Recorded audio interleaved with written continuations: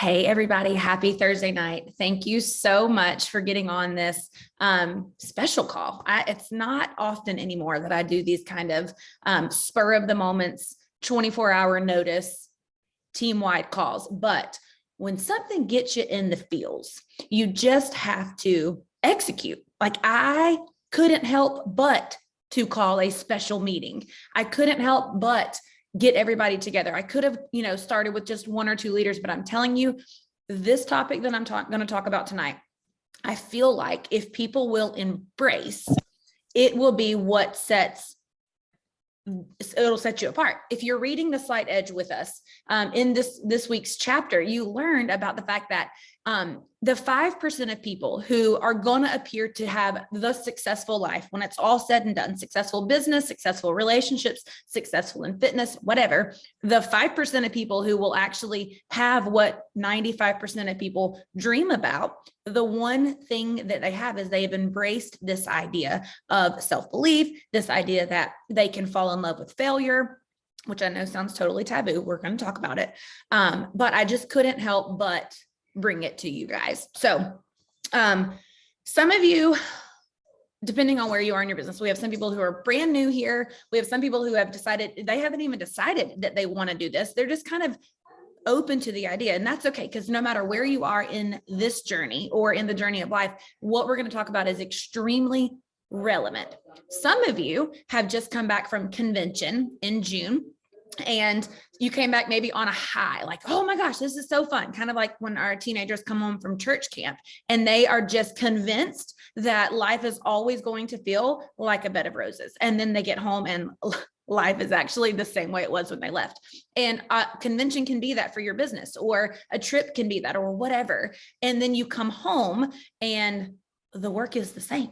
The people are the same. The challenges are the same. And then it's like, oh my gosh, nothing changed but me. And then it's just easier to go back to how things were before. So what I'm going to talk about tonight is, what do we do with this self-belief? What do we do when it feels like we're our own worst enemy? We're working against ourselves. We make every ounce of adversity or struggle or strife mean that this must be the indicator that I'm not cut out for this. This must be the one thing that, because this happened to me, I should just hang it up here. And I'm going to tell you why all of that is just not true. So my voice is shaking because, do you ever get really excited about something and like you pray over it and you just really want it to fall on the right ears and the right way, and then you feel this pressure to like nail it? So I'm going to free myself from the pressure because let this fall where it may. For some of you, you'll absorb it and this will be a catalyst, and some of you may not. And you know what? I have to decide that it's not up to me. So I'm just going to be obedient and sharing what I feel like I should share. But here's what I want you to know. And I have notes right here. So if you see me looking over, that's why. The good news is this: we're all going to face challenges in this business, and in what we're doing, we're going to face challenges. It's inevitable that it's going to happen. But the best news is, so has every other successful person that you've ever laid eyes on. If you know them as successful, just know there was a massive amount of failure before their success, a massive amount. And we're going to talk about some specifics. So how do we make sure that the failure is not a missed opportunity for growth? That's what we're going to kind of dive into tonight. How do we know that we don't miss an opportunity to learn, grow, advance, even in the face of a failure? And the answer is self-belief. Self-belief. So here's the thing. If you want to be successful in this or anything else, what you're going to have to do is not only be ready for challenges, but expect them. Even better, seek them out.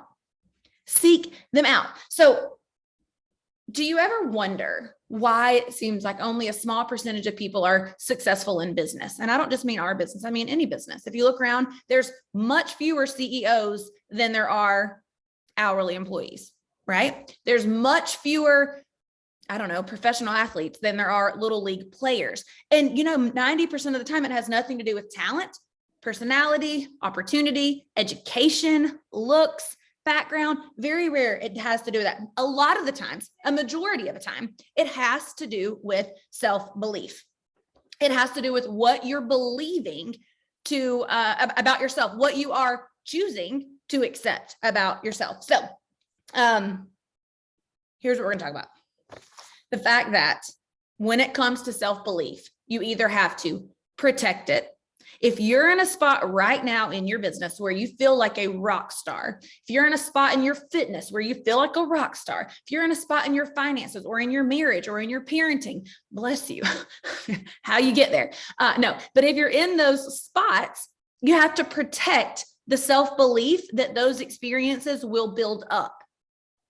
And if you're like the majority of people and you're struggling with this idea of self-belief and I just don't know if I'm cut out for it. I don't know if I am the best mom for these kids. I don't know if I am the best teacher for this classroom of bad youngins. I don't know if I am the best wife or the best leader. I just don't know if I've got what it takes. Then you have the job of building this self-belief. And we're going to talk about how to do that. So let me share my screen. I'm not great at technology. So, there's really no telling what will happen when I try to share my screen. Okay. Conquering doubt and fear, the power of self-belief in this journey. Number one, if you don't doubt yourself, and if you're not sometimes frightened, check your pulse.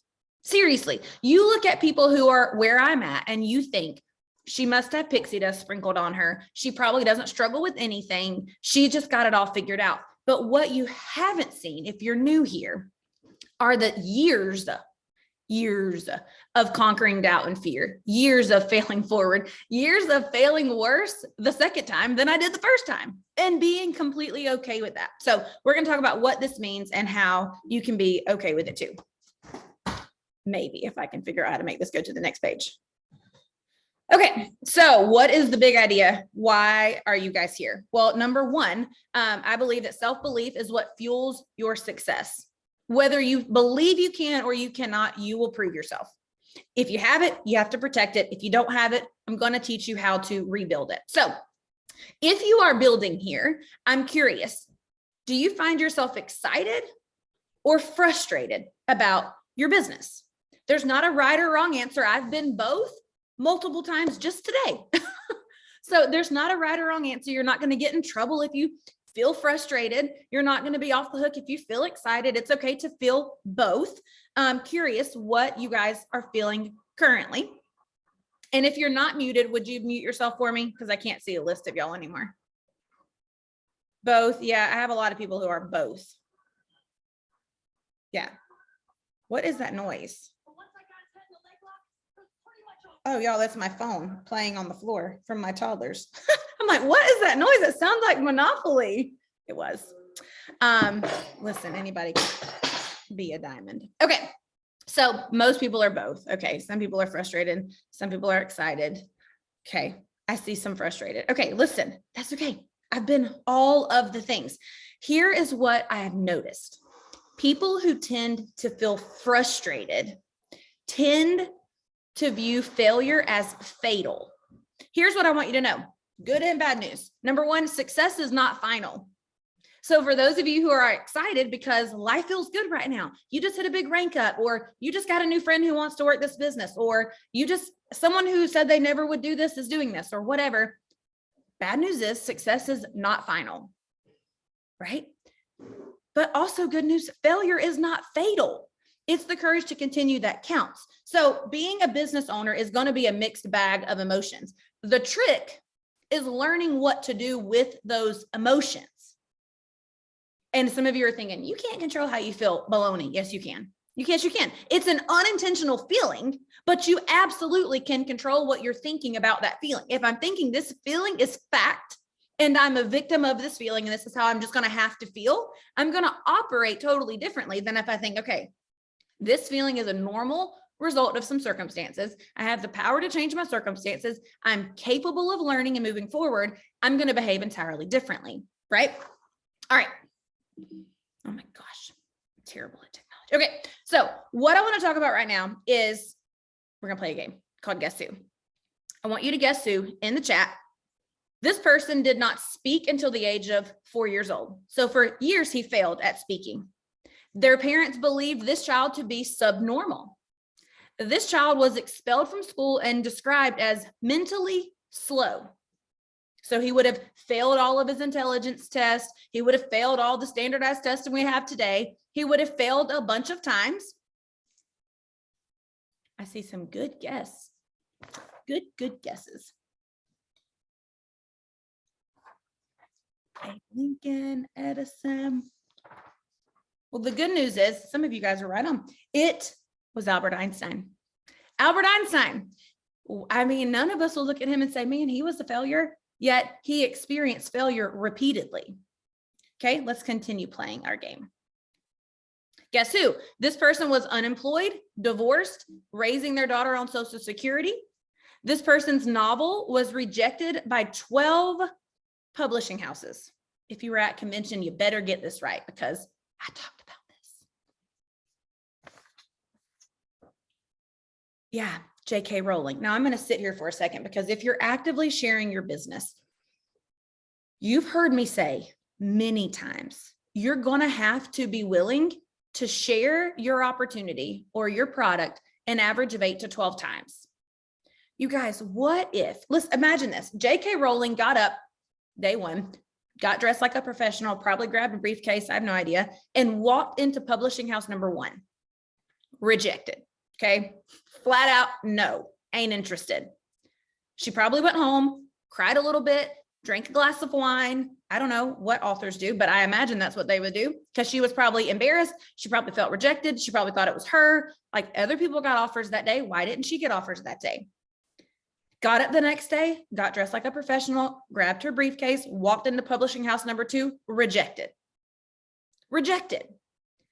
Probably went home, had a glass of wine, cried in her bed, got up the next day and did it again. What if she would have stopped at the 11th denial? Why do you think she didn't stop? She had no way of knowing Harry Potter was one day going to be what it is. No way of knowing. We know how it played out. She had no way of knowing. So what is it that you think fueled her to show up the 3rd time, 4th time, 5th time, 6th time, set all the way to time number 13 before she was finally accepted? It was this topic. It was belief. It was belief in herself. It was belief that what she was doing was good. It was noble. It had great purpose. She believed that eventually this was going to work out. She had adopted some principles. I'm telling you, you should read the side edge. She had adopted some principles and just decided no matter what, she was going to see it through. Okay. So again, I say, if you've not been through that process with lots and lots of people, why are you feeling frustrated? Are you feeling frustrated by your results? Or are you feeling frustrated by your inaction? Because one of those you can very easily control, and the other one you're not responsible for. You're only responsible for what you can control. Okay, play another guess who game. This person failed in business 3 times. 3 times he was a failure, okay? This person failed 7 times campaigning prior to becoming president of the United States. So much failure. Who you think it is? Oh, I see some Trump, some Lincoln. It is Abraham Lincoln. Abraham Lincoln. Again, nobody looks at him and thinks, man, what a big old giant failure. He should have just stopped a long time ago. No, he kept going. I'm always curious when I hear things like this. I wonder who their opponents were. Like, when did their opponents decide to quit? And what would have happened if their opponent had decided to run 7 or 8 times? I wonder how differently our country would be, right? But aren't we glad that Abe kept showing up, kept doing the things? There wasn't a lot about himself he could change. He could go get smarter. He could go work on his connections. He could go do these things. He could, grow and learn like we all can. But he just believed that he could make a difference. All right, one more. This person had a rough and abusive childhood. She was fired as a TV reporter and was told she was unfit for television. I know this one was an easy one. Yes, yes. Yeah, Oprah. I believe, and somebody can correct me, I don't know if this is actually true or not, but probably the most wealthy female in the world. I mean, is that accurate? Anybody know if that's accurate? I feel like if she ain't the most wealthy female in the world, she's right up there with them. She's real smart and real rich and really not a failure. So I say all that to say, why do we make struggles in this business mean that we're not cut out for this? Why do we do that? We don't look at our kids when they're riding a bike for the first time and they fall off and scrape their knees and say, okay, you ain't cut out for this. You just need to walk beside the bike from now on. We say, oh my gosh, that's totally normal. I fell down too. Mommy did the same thing. Get back on, buddy. Like, you can try again. Yet we tend to decide that we're not cut out for this. So here's what I want to land on for a second. Failure is not the opposite of success. It is part of success. So I want you to think about the word failure. Failure is one of those things that we know logically we have to experience, but we hate it. We will do everything in our power to avoid it. We just don't want, y'all, some of you will do everything in your power to keep your kids from experiencing it. And yet failure it's such an opportunity to grow and learn and move forward. When failure happens to us, we think something must be wrong with us, right? What if the only difference between me and you is the fact that I have just decided to fall in love with failure? Could that be the case? So I want you to just decide right now, I'm going to consider for a second that I can fall in love with failure. Like, turn and yell at your husband, I'm going to fall in love with failure. I don't know. Tell your kid, tell the dog that's in your lap, I'm going to fall in love with failure, because you can and you should. All right. Okay. So here's a question. Would you like to hike on this hill? Simple question. Would you like to hike on the hill? Some people want to hike, some people don't. Okay. Some of you would stay in your comfort zone. Some of you want to go back and take a nap. Some of you are like, let's go full speed ahead. Would you continue hiking knowing that the trail might get rough? Still looks safe enough. A little rough. I don't like when the trail gets skinny. I don't really mind steep, but like skinny, makes me a little nervous. So you decide to go on this adventure. You had some belief that it's going to get you somewhere, right? When you started, you probably had a decent amount of energy and motivation to go on this hike. Okay. This is actually in Arizona, which is where home office is. I love it out there. But so you start on the journey, and then eventually, if you've ever been to Arizona, raise your hand. It's hot. So eventually it's hot. Your energy starts to go away. Your feet hurt. You're thirsty. You don't really see any end in sight. Like, what are we doing here? The trail is getting skinnier or steeper, and it's getting hotter. And then what's really creepy is you start seeing less people. That's when I get real nervous. Start seeing less people. Your self-belief begins to wane. You're like, oh gosh, what am I actually doing here? You wonder if this was a mistake. Should you just turn back and call it quits? Would you keep going? Would you continue to believe that the trail was going to lead you to a great spot, even if it was tough right now? What if you knew that this was the final destination?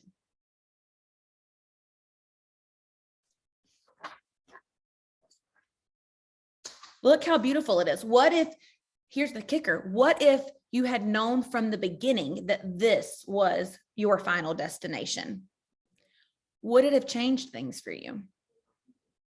What if you were guaranteed, hey, you won't die, you won't fall off the mountain, this is where we're all going to go, and we're going to get there in a relatively decent amount of time with a few bumps, bruises, scrapes? Want to go?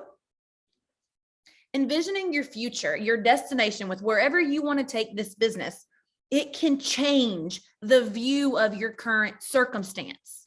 Remember the rocky, skinny part of the trail right here? Some of you are in this part of your business right now. It's rocky, it's skinny, it's steep. You see less people, like you're really starting to wonder, what am I doing here?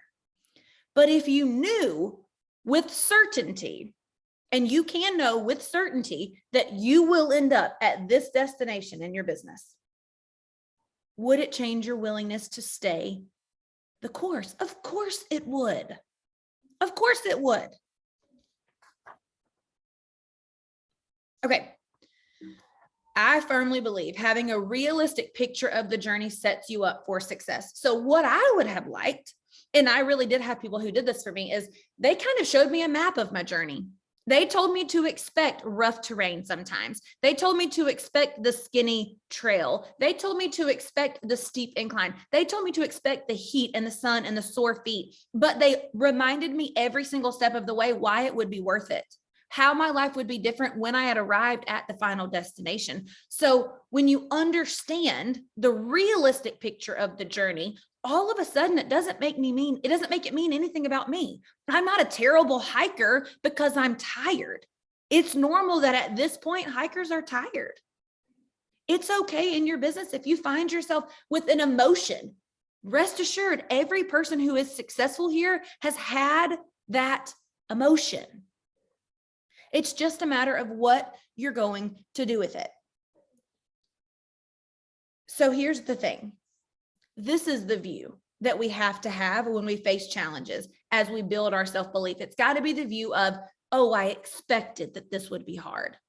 Guys, for those of you who are saying, I want her paycheck, or maybe you want to be an emerald and you want that paycheck, just know it should be hard. You're trying to grow a 6-figure business from your phone, from your home, from your other job. You're trying to create an additional stream of income. It's not supposed to be easy. And sometimes if we just have a realistic view of what the struggle could look like, all of a sudden it's like, oh, okay. Listen, nobody is surprised that childbirth hurts. You know why? Because we have a realistic view of it. We all know it's going to be worth it. We all know it's going to be tough in the process. We're willing to endure. This business is no different. It's going to be hard, but it's going to be worth it. Okay. Got on a soapbox. All right. So how do you fuel your self-belief? I'm telling you, I know you guys come to me for skill set. You guys want me to bring the heat. You want me to lay down the law. You want me to tell you what to do. I'm telling you right now, if you don't do this, if you don't get real focused on this, there is no skill set in the world that I can give you. There's nothing I can do for your team. There's nothing this right here, because when you really believe that you can, the how takes care of itself. The how takes care of itself. Okay. So how do you build your self-belief? Here you go. And we're going to dive into all of it, but basically solid mindset, solid actions, solid relationships. Okay. All right. I'm all over the place with my notes. Here we go. All right. So solid mindset. What do I mean by solid mindset? Number one, you need to focus on your why. And I don't mean in the cheesy network marketing, like your why has to make you cry kind of way. Listen, I'm not a crier. Okay. Matter of fact, I've cried more in the last week. My daughter is leaving to go to college on Sunday, y'all. So like I walked in there tonight and there's like boxes packed. Not ready for that. Okay. But I'm not a crier. It's just not something that I do. But I was very clear on why I was beginning this journey 6.5 years ago. So for those of you that don't know, I was a school teacher. I taught 4th and 5th grade. When I started Plexus, I had just had baby number 3. She was a nursing infant. And then I had 2 a little bit older kids. They were, I guess at the time, 9 and 11. Okay. So my plate was really full. I was finishing my 2nd grad degree, and you better believe I had to be real clear on my why if I were going to be willing to invest my time in doing something like this. So what would have made someone like me do something like this? Number one, I desired deeply freedom. And I don't mean financial freedom. I deeply desired time freedom. More than any other luxury, I wanted to be in control of my time. I wanted to decide where my time was spent, who it was spent with. I wanted to decide that. And I had a little bitty mustard seed of belief that this could be an avenue to get me there. I knew that what I was doing, teaching full time, wasn't ever going to afford me the opportunity to be free with my time.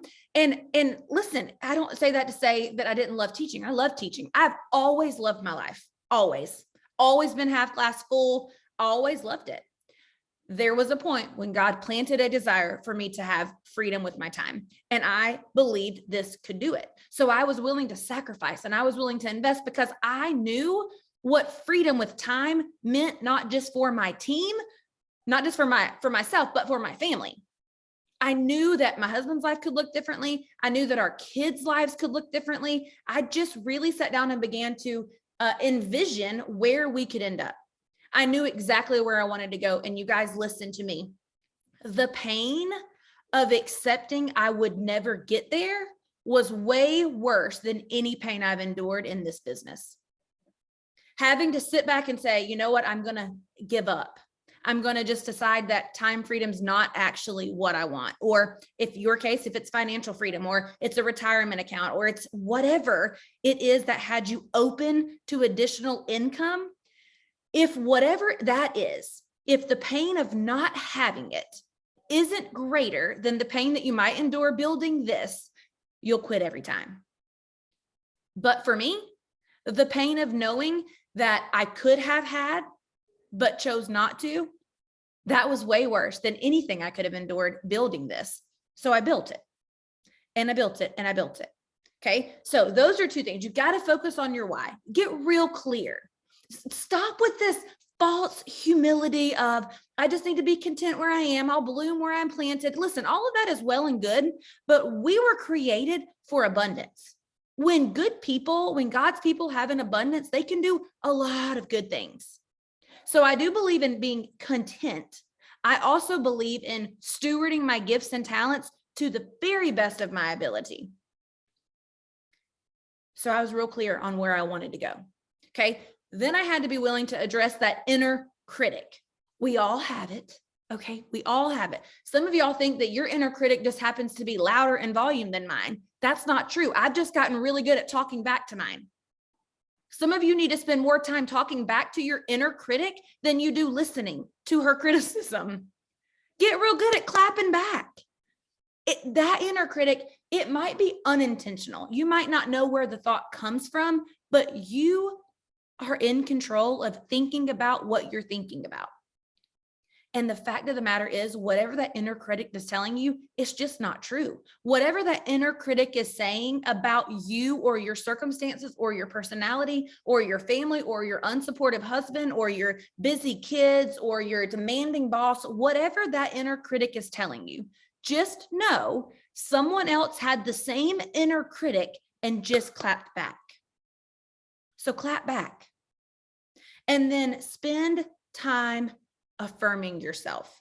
And I don't mean like in this hokey, like I'm a diamond and have just as many points as Christina affirmation. Like affirm yourself for your strengths and for your talents. And you guys, listen to me.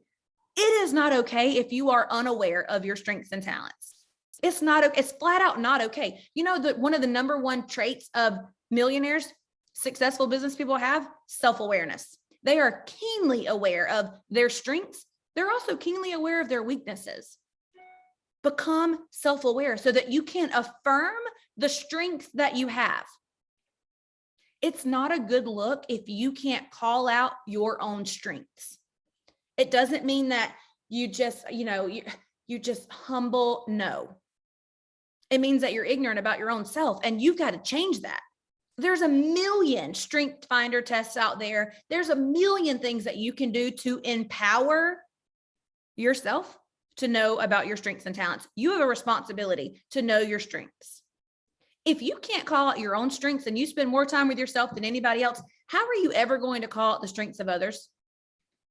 Spend time affirming yourself. It is so critically important. Okay.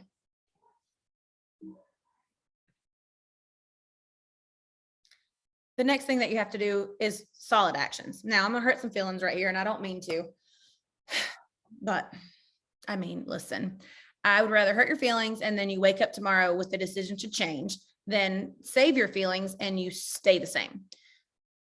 Do you know that as humans, You look around and you judge every single person around you based off of their actions, whatever they're doing or not doing. I've heard some of you guys say, oh, no, she didn't do that with her kids. Or, oh my gosh, can you believe, like, we judge people based off of their actions, what they're doing or not doing, period. End of discussion. You're judging your kids based off of whether or not they cleaned their room, whether or not they passed their test. But do you know we judge ourselves primarily on our intentions? I intended to do that. I was working on doing that. I was going to do that. I'm thinking about that. I really meant to read those chapters this week. That's going to be good enough because I meant to do it. We judge ourselves on our intentions. Listen, you don't care whether your kid meant to clean his room. You mad about the fact he didn't clean it. But ourselves, we will let right off the hook based off of our intentions. Make the hard decisions. Stop with the intention and just make the hard decision. If you intended to read 10 pages this week, by golly, read the pages. Make the hard decision. Here's why people don't make the hard decision. Read the slight edge. Again, that's the third time I've told you guys. Number one, because it's just as easy not to do it. It's just 10 pages this week. Is 10 pages going to change your life? Nope. Is not reading it going to cause you to crumble tomorrow? Nope. It's the compound effect of reading the pages over time. But it's just as easy not to do it as it is to do it. So we just let ourselves off the hook because of our intentions. Guys, you got to pour into yourself. You can't give what you don't have. And if you're not learning and growing every single day, you're going to have squat to give away. Nothing. But if you are learning and growing, your content is going to be richer because you're learning things. You should be excited when you're learning. If you read 2 chapters of the Slight Edge this week and you don't have a single thing to say about it, you didn't actually read it. You might have turned pages, but did you consume it? And if you're excited about what you're learning, you will believe other people could be excited too. And then you will go share. Then your content will be richer and then you will attract higher quality people. See how we're solving some of our own problems? I can't attract anybody to do this business with me. Hey, great. Go tell them what you're learning. Go tell them what you're learning. So he talks about in the Slight Edge this week, this is what made him write this book. He said he was in the airport and he was looking for a shoe shine. And this lady was at the shoe shine counter, I guess it's called a counter. And he had the most lovely conversation with her. Like she had people skills, communication skills. She obviously loved her job, just kind of half glass full again, but she was commenting that she didn't really have the means to provide for her high school cheerleader daughter, the thing that the cheerleader daughter wanted, the competitions, the uniforms, whatever. And he said, he looked over and she had a stack of romance novels that she had read during, breaks in between shining shoes. And he said, he thought to himself, I wonder if she knows that for the last 5 years while she's been shining shoes, if she had traded in the romance novels for the same 10, 15-minute breaks of reading a life-changing personal development book, that she not only would probably be not working as a shoe shiner, she could have owned a nationwide chain of shoe shine stands. But because she was unaware, because she was not intentionally developing herself, here she was 5 years later, a victim of her circumstances and would likely never change. Like she had resolved that this was the way things would be and she would just make the best of what she had. Meanwhile, she deeply loved her daughter and deeply regretted not being able to provide. Pour into yourself. What are you excited about learning about? You got to get excited about learning. Okay. And the other thing is you got to have some solid relationships. Okay. I'm going to give you permission to remove the negative people from your life. The law of the inner circle says you will become an average of the 5 people that you spend the most amount of time with, including your family. Now, listen, don't get rid of your husband and blame me. That's not allowed. But the negative people who are saying you can't do this, you shouldn't do this, why would you do this? Listen, I have somebody in my life. I love him dearly. He is fantastic. But when I decided to quit teaching to pursue freedom of time, he had a really hard time with it. He just struggled immensely with why I would do this. And I'm telling you, I put a very firm boundary in place, very firm. And you know what? He respects that boundary now. He respects that boundary and he no longer says these kind of things to me. It doesn't matter if that's the way it's always been. It doesn't matter if they've always been allowed to be that way. You get to decide what is allowed. You get to set some boundaries. And then something else I think is so interesting while I was preparing this is the power of encouraging others. If you're constantly encouraging others, people to go for it, you can totally do this. I know you can overcome. I know this feels hard right now, but I see something different. And you can encourage them in a lot of different areas. It doesn't have to be just business, but start calling out people's potential and encouraging them to chase it. And what your mind will do is it will start to believe those same things about yourself. Okay, well, if she can do it, maybe I can too. Whatever you're encouraging and affirming in others, your brain will start to affirm it in yourself. So relationships, it's so incredibly solid. If you don't have people who are actively growing, you need to find some, and you need to find some quick. You need to find them and you need to find them quick. If you're surrounded by drama and gossip and complaining and they just call it venting, listen, not allowed. It's not allowed. You've got to protect that self-belief, especially if you're in the rebuilding phase of it.